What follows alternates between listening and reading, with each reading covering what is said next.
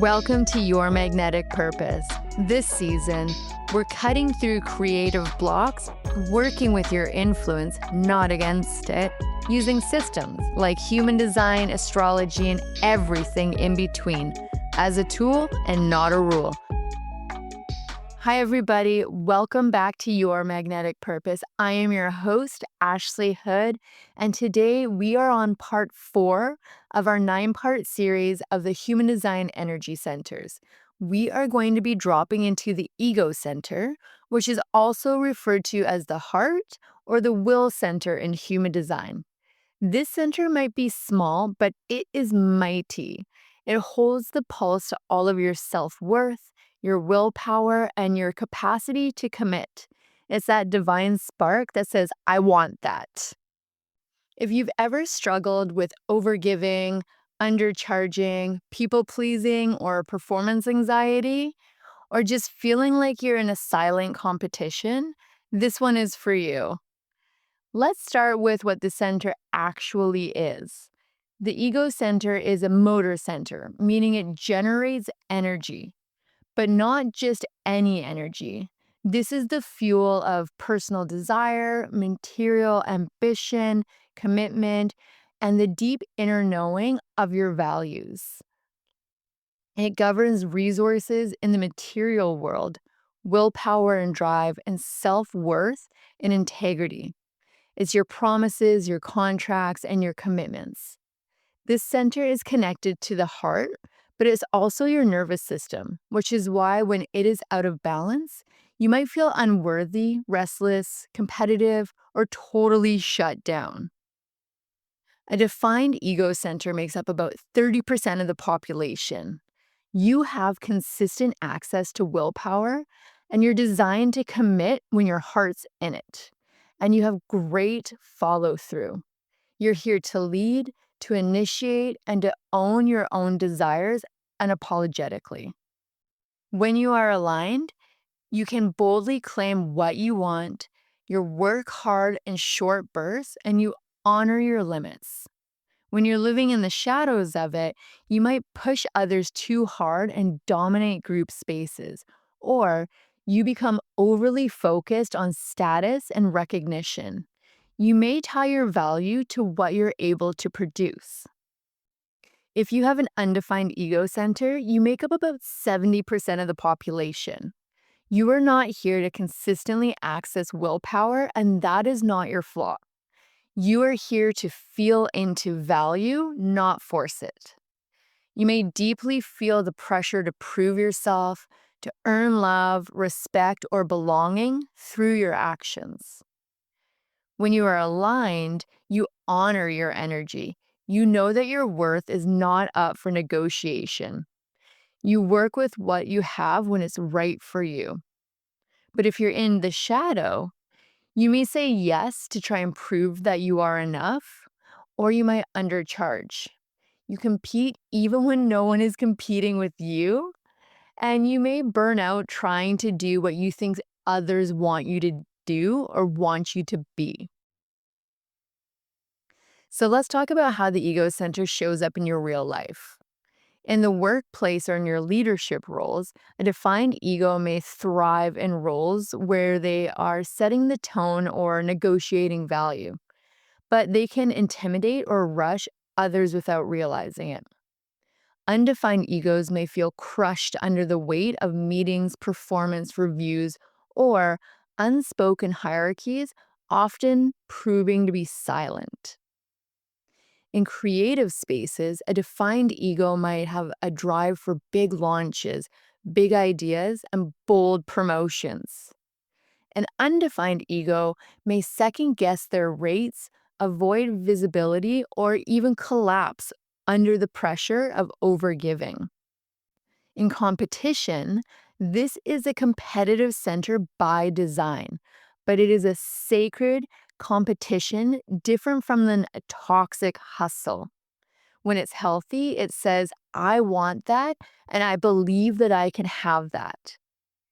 When it is unhealthy, it says, if they have it, I can't, or I'll be valuable when I win.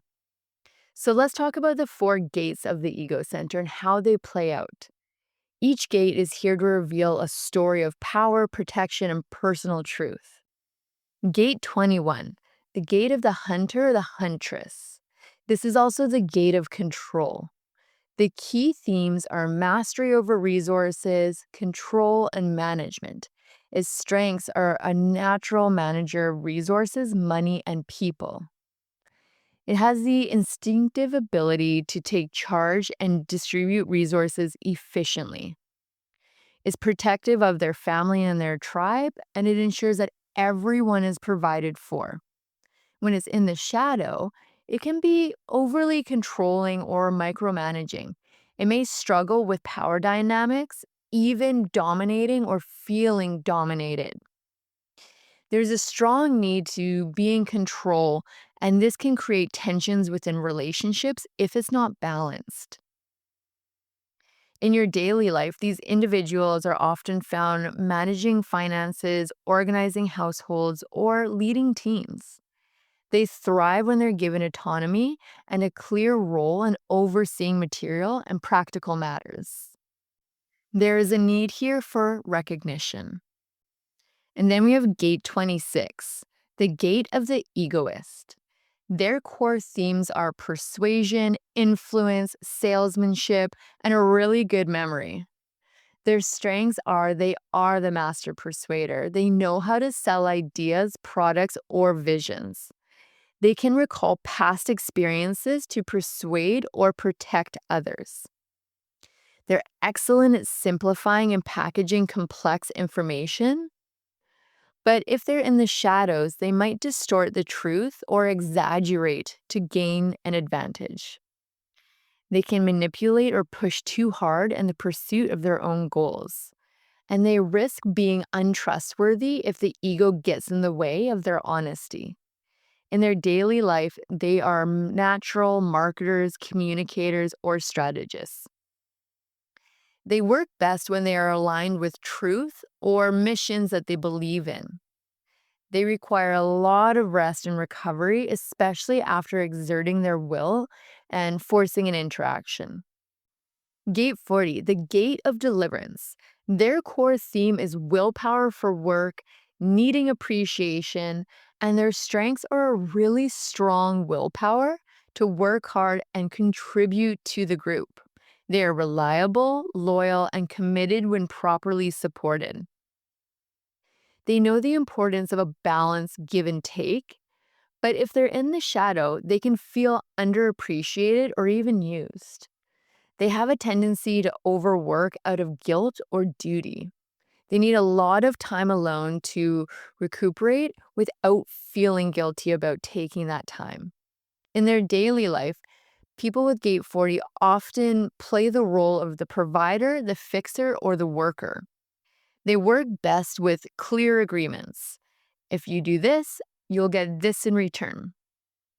They deeply value rest and solitude, especially when they're emotionally supported. And then we have gate 51, the gate of arousal or the gate of shock. Their core themes are shock, courage, competition, and initiation. This has the inner courage to leap into the unknown and shake things up. It brings transformation and awakening through dramatic or unexpected events. They are competitive, bold, and often the first to try something new. If they're living in the shadow, they can be a little bit impulsive or disruptive without meaning to be. They might create shock just to provoke a reaction out of you. But they may also struggle with vulnerability or the fear of failure. In their daily life, they are spiritual warriors or initiators. They're often leaders and the first responders or the change makers. They may experience or deliver life-changing shocks. Their boldness inspires others, but it must be grounded in purpose and not ego. Want to explore the ego center more? I break this down in your magnetic blueprint or a personal session. So much of our modern world is built on the shadow of the ego center, that hustle, that burnout, that providing. When we can bring this center into alignment, it becomes our compass. A defined ego is here to lead, to launch, to claim, but stay heart-led. An undefined ego, rest, receive, and reclaim. Your value comes from the inside out. You are worthy even when you are still, and you can desire without shame. You never have to earn a place at the table you were born to sit at. This is the work of your magnetic purpose, to unhook from the proving and come home to the rhythm of knowing. If this episode activated something in you, I invite you to book a one-on-one reading, download your magnetic blueprint, or share this episode with a friend who's trying to reclaim their worth. You can listen to this anywhere you stream your podcast and catch the other parts of this series. You can also head over to yourmagneticpurpose.com and check out our blog. Until next time, I am your host, Ashley Hood. If you enjoyed today's episode, make sure to like, share, and subscribe wherever you stream your podcast.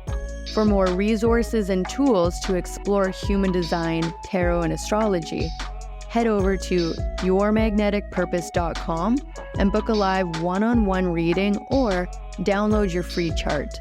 Remember, the more that you align with your purpose, the more opportunities you attract.